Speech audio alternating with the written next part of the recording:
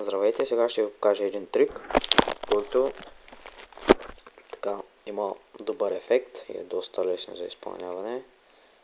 Този трик кара хората в смисъл той ги манипулира да теглят едни и същи карти и сега ще ви го представя. А после ще ви кажа и инструкциите. Започваме. Първо цепим.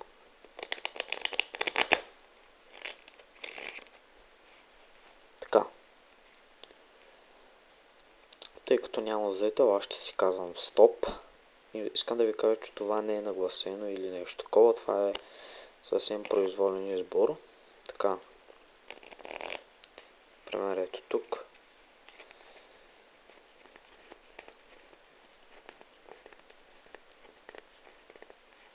Така.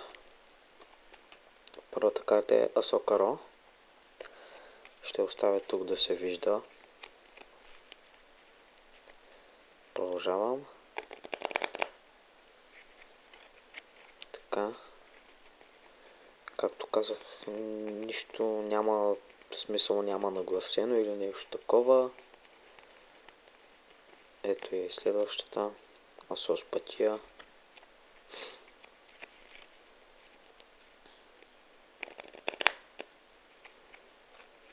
Така.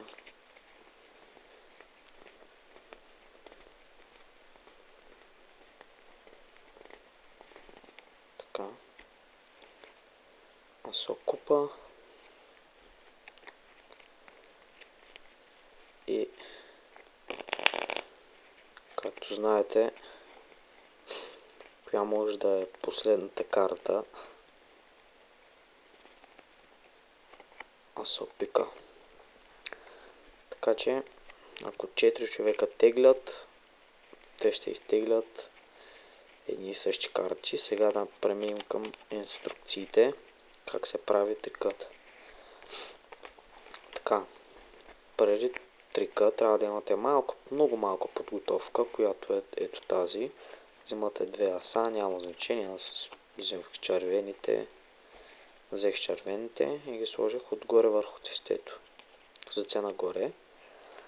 След това взимате две карти и ги слепяте лице с лице. Ето така.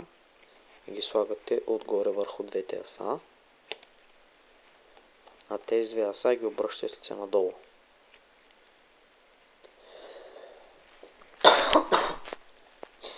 Извинявам се. Малко съм понастинал. И правите всякакви фалшиви цепения.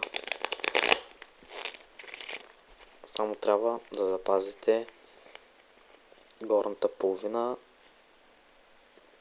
да е така, в смисъл да се запази. Всякакви фалшиви цепения.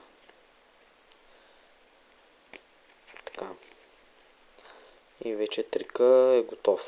Някой, например, казва стоп. Вие правите ето така. И търсите картата. Ето, първото асо. Трика работи сам. Много има добър ефект. Ето тук.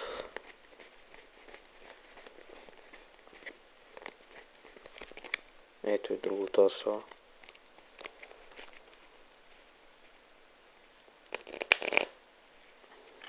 Така, няма значение къде